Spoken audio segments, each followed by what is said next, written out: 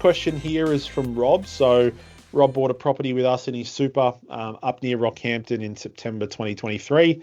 I had to trim it down because he was thanking us, but thanks for your appreciation, Rob. But it's gone from 400 up to 550,000. So back to later, you can keep your cash flow. Rob's made 150 grand in a very short period of time. He's got 70K in his offset.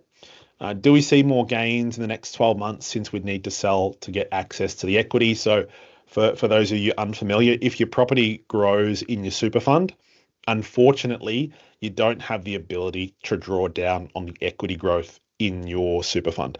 So the only way to be able to access that essentially is you can't refinance it, or you can refinance it, but you can't extract the equity out, is to sell the property. Now, it's not always the worst thing to do, because if you're selling the property in super, you don't pay anywhere near as much tax as you do as selling in your own name. If you've held the property for more than 12 months, you're still eligible for CGT discounting. However, the tax rate is taxed at your super tax rate. So it's taxed at 15%. But I guess for your situation specifically, Rob, there's a few things to consider. Like, do you, and again, you're more than welcome to pick up the conversation with myself or one of the team, but, do you have the ability over the next, couple of years to contribute another $70,000 to $90,000 into your SMSF fund, which potentially reduces your personal tax bill? But what it also does is that 70K in the offset starts to become around about that 140 to 150. And if that is the case, then potentially you then already have enough money in your super fund to leverage into another property anyway.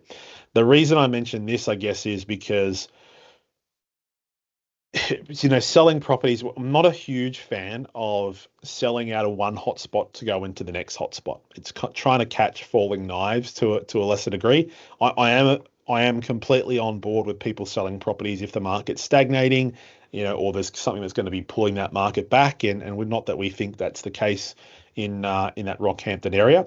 But in general, if you're just jumping from one market to another just to hopefully get a little bit more growth, by the time you take out capital gains tax, by the time you take out buying costs, like you're kind of giving up a lot. Where it makes sense really is if you've got a property and it's got tons of trapped equity, maybe in Rob's example, maybe say his property gets to 700,000 or 800,000 or more, and he's just got a crazy amount of equity there that he can't use, and he knows that he has the borrowing in his super fund, because in super, it's a little bit different from when you're borrowing in your own name, because you're servicing in super every dollar of income you're putting in, you're getting about a 5 times multiplier on how much you can borrow, where in super, it's more like an 8 to 9 number. So if he's making those extra contributions and just the rent alone from another property, getting that 8 or 9 multiplier. So what I'd probably suggest, Rob, is just, talk to an investment lender, find out where you kind of also sit from the borrowing side, because I think not knowing your financial situation well enough, potentially